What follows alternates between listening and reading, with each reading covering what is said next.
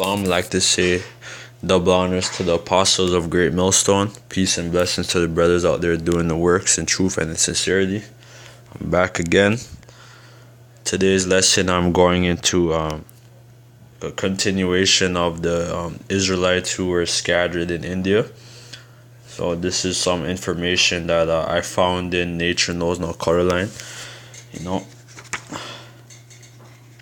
This is on page 8 in the excerpts, or you could start in the third paragraph. It says, thanks, however, to the time and the Muslim invasion of the 11th century, color prejudice weakened. Aryan and Dasu and Negro and white Muslims from Africa and the Near East amalgamated into present-day Indian population.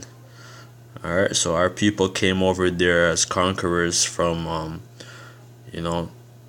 they're known as the Moors.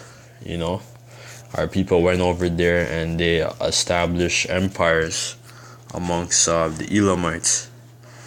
This is in the excerpts, excerpt 2 on page 8. The Aborigines were not the barbarian Aryans legends say they were. These blacks, now known as Dravidians, had a mighty civilization of their own.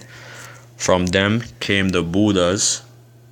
Alright, so you hear that? From them came Buddha. So these gods, what these people worship in Asia and stuff, Buddha and that whole religion, that whole thing was founded by Israelites, man.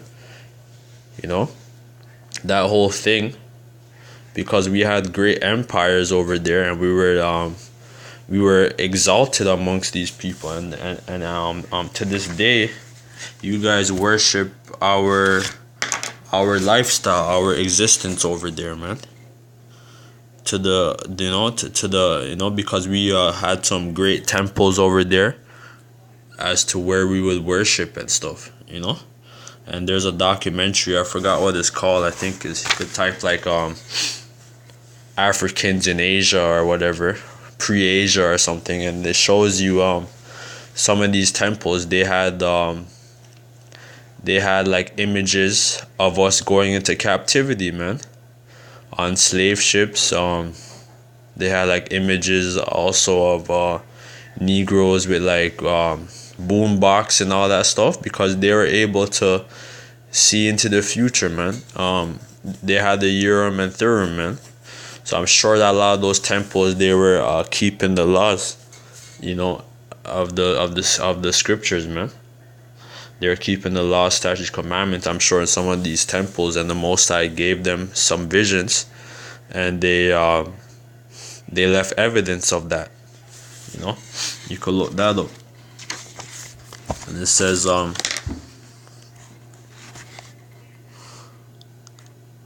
James Bird, historical researches on the origin of the Buddhas, said Buddhas of a black complexion are common in fresco paintings of Ajunta and that of the Arishtani of race of Vishnu, who in the 22nd Jain saint is described of a black complexion of the authority of the Hamacharad's vocabulary. So even the Vishnu and all these gods, what these East Indians worship and stuff, they were originally black. Black people, man. So-called black people.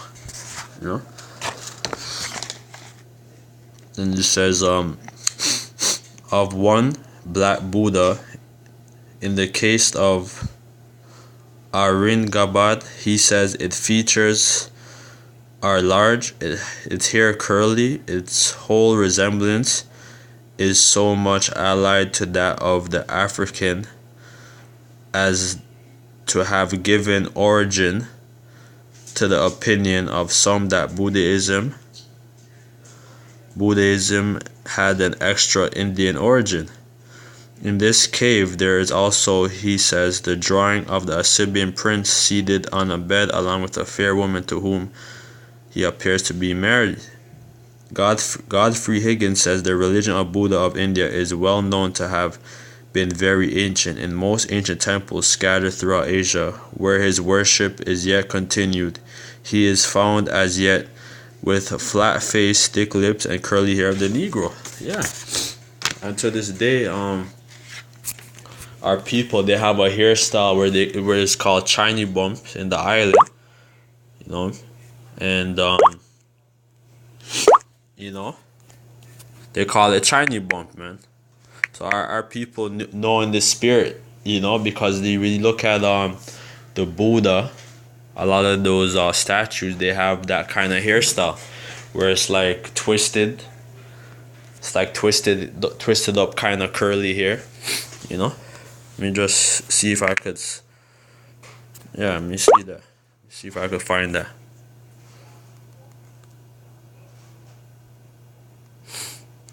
Yeah. See, that's a hairstyle what our people wore over there a lot. The men and the women. When they're in Asia. And to this day, our people still continue to have this hairstyle. Let me just type Buddha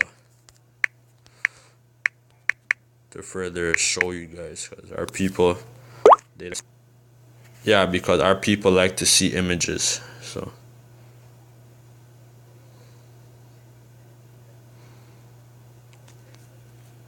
now you can see, that same kind of hairstyle, man, curly.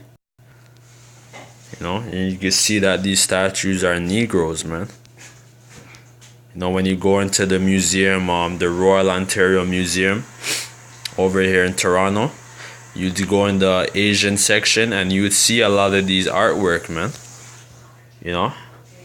And you could clearly see that they have Negro features. So let me go back to the article. It says several statues of his may be met in a museum of the East India Company. The religion of the Negro god is found in the ruins of his temples and other circumstances to have been spread over immense extent of country, even to the remote parts of Britain, to have been professed by devotees inconceivable numerous. That the Buddhas were Negroes, the icons of their god, clearly prove. And that's why a lot of these temples, they were ransacked, and a lot of stuff were stolen and destroyed. Things of great value and things of great sacredness were captured from our people, and they're in these private museums and libraries of these heathen, and mainly of these elite. And there's some more. This is on page 9 in the excerpts. It says, Rice says, in India itself today, a fair skin is considered desirable. Hindu customs and their origin.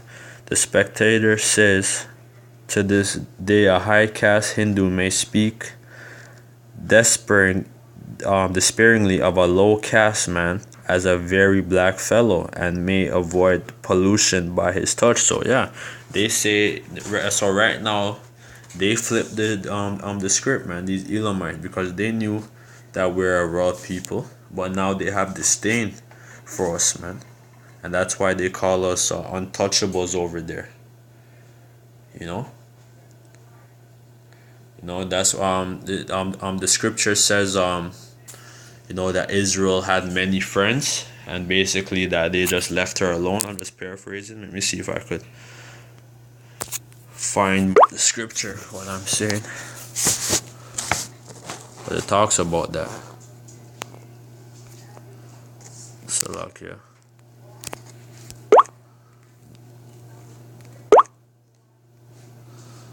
Let me find that.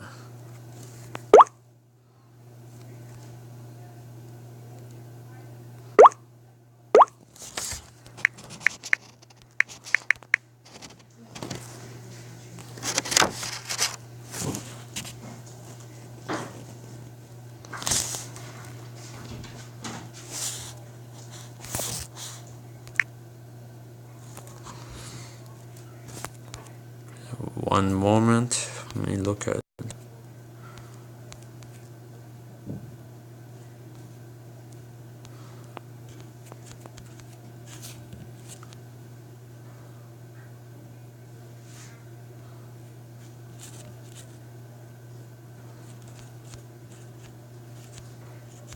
You see, it talks about our lovers, our friends.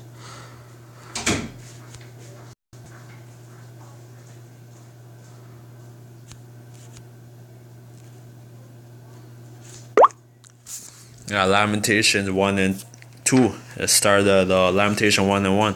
How doth the city sit solitary, that was full of people? How is she become as a widow, she that was great among the nation, and among the nations, and the princess among the provinces? How is she become tributary? She weepeth sore in the night, and her tears are on her cheeks. Among all her lovers she hath none to comfort her. All her friends have dealt treacherously with her. They are become her enemies. So yeah, that's exactly what happened. So our allies, who were people who were once our allies, who were once our tributaries, they become our enemies, man. And it says Judah is gone into captivity because of affliction,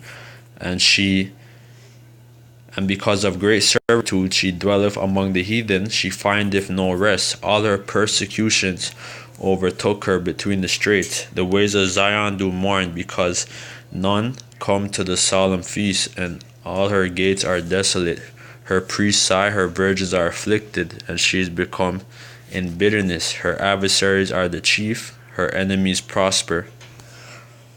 For the Lord hath afflicted her for the multitude of her transgressions. Her children are gone to captivity before the enemy. So the reason why we went into captivity is because of our transgressions.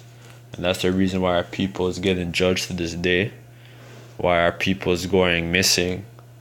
Our people is being murdered on the street every day. Why the so-called white man could come kidnap our children, our men and women, and harvest their organs and all that. Yeah, because we sin, man. And that's judgment of the Lord.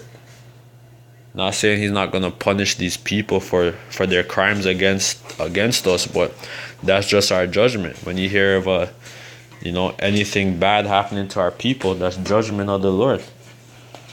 And that's it. There's nothing that our people could do about it. It's just judgment of the Lord, man. Let me go back to the book now.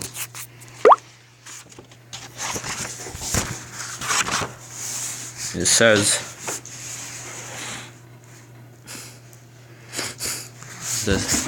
to this day a high caste Hindu may speak despairingly of a low caste man as a very black fellow, and may avoid pollution by his touch. Then it says Muslim India, Slakia, hold on one moment.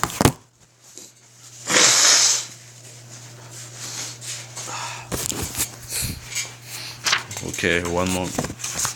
Then Muslim India, Pakistan, thanks to his faith, is less concerned about color than India.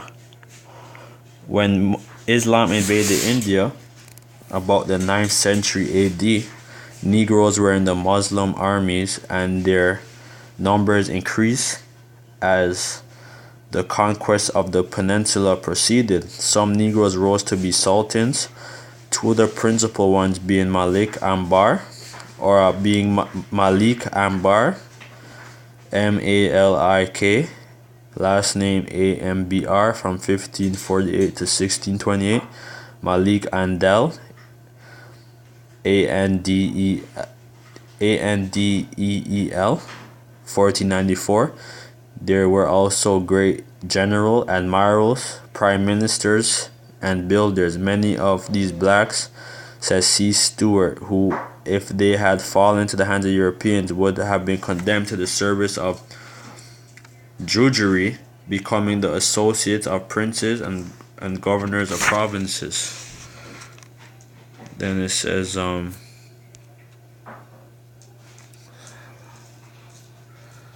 that was mainly the point. I'm gonna go into this article on the Israelites who were scattered in India. This is a fort what our people had over there in the Janeiro state. That's in the western India. Says Janeiro state was a princely state in India during the British Raj. Its rulers were a Siddi dynasty of African descent, and the state was under suzerainty of the Bombay Presidency. Janeiro state was located on the Konkan coast in the present-day Rajgad district of Masatara. But here's the main point. It says in 1489, an African trader at the service of the Ahmadnagar Sultanate took over the island of Janeiro and established his rule. So this is a place where the Moors, they had their rulership, man. And it was a well-established fort. They had cannons and all that. And it's still standing to this day. You could type in that name on YouTube. Type in this name. Janeiro Fort. And it still stands to this day, man. A very strong fortress. Right in the middle of the water, man.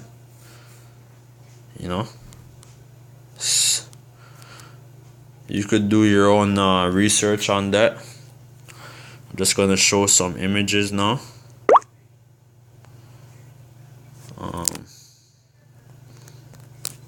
To the spirit that was going through this last night on this app, Pines Wrist or whatever it's called. I saved a lot of these images. These are some images, Look at this one.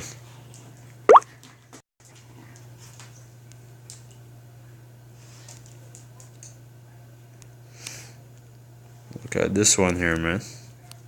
Forgot this guy's name. You just visit this. Look at this right here, man.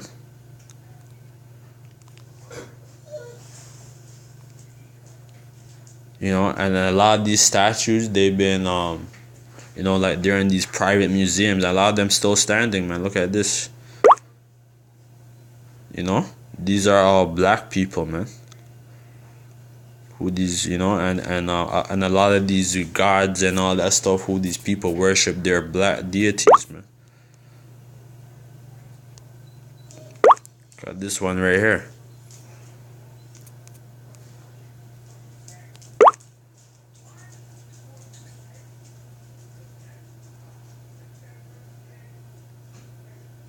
Forgot this guy's name, but this article breaks it down. Africans in India, from slaves to generals and rulers. Exhibit by the Schomburg Center for Research in Black Culture. So this sounds like a very prominent, research group.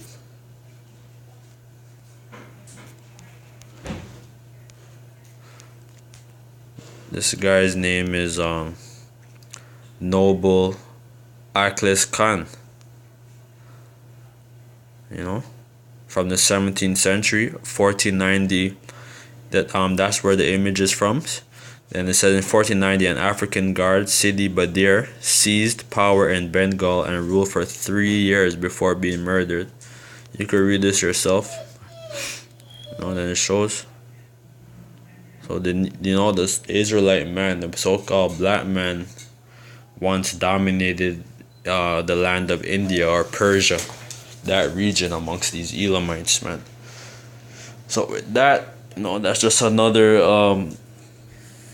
lesson showing that our people had rulership there, and we're gonna rule there again. And you Elamites, you East Indians, are gonna go in slavery.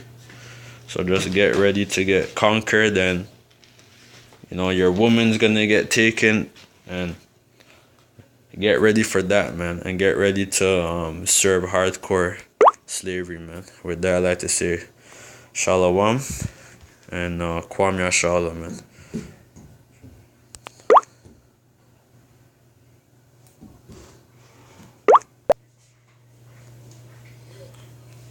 What the fuck?